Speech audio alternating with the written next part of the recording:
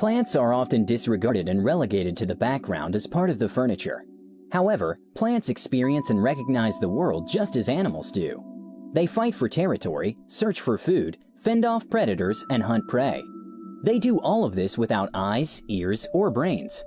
Perhaps the easiest way to observe this behavior is through time-lapse photography.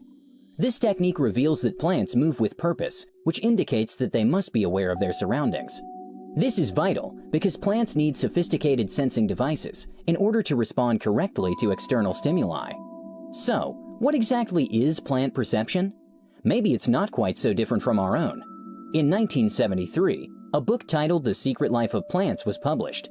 It appealed to a wide range of young people, but contained little to no facts. The book's biggest claim is that plants respond positively to the sound of classical music, a claim which has been painstakingly debunked. However, the science of plant perception has immensely improved since the 1970s, and the attention has shifted into questioning why and how a plant senses its surroundings. In recent years, researchers at the University of Missouri performed a series of experiments to explain why plants are affected by sound.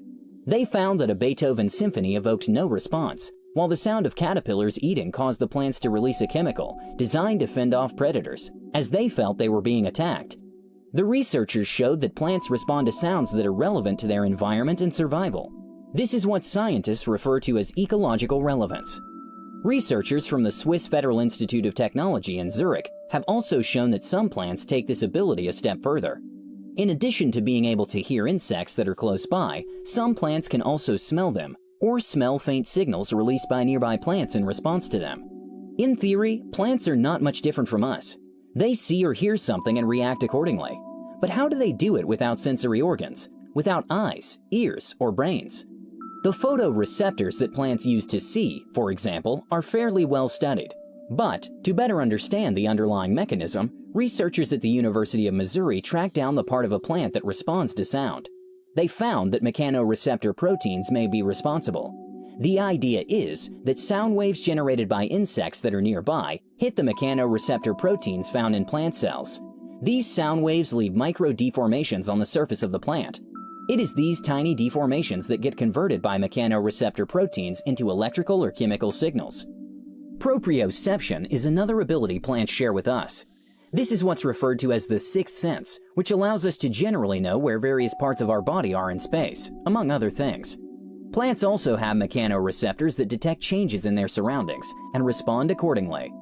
What researchers know so far is that tiny structural components of the cell, called microtubules, play a key role in the process by responding to stretch and mechanical deformation.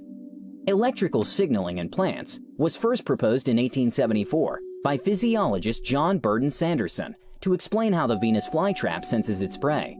And in 2014, researchers in Switzerland showed that when a caterpillar attacks a plant, it triggers a wave of electrical activity.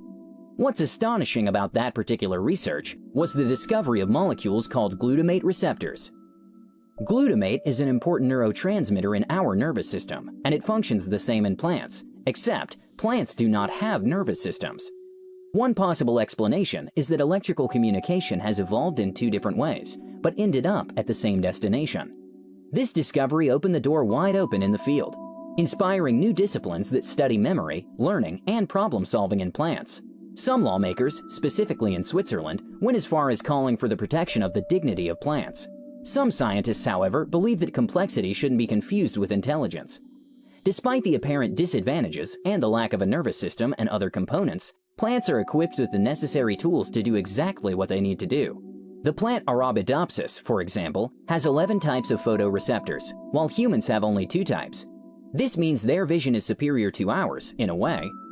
The realization that we have some things in common with plants might be an opportunity to accept that we are more plant-like than we would like to think, just as plants are more animal-like than we usually assume.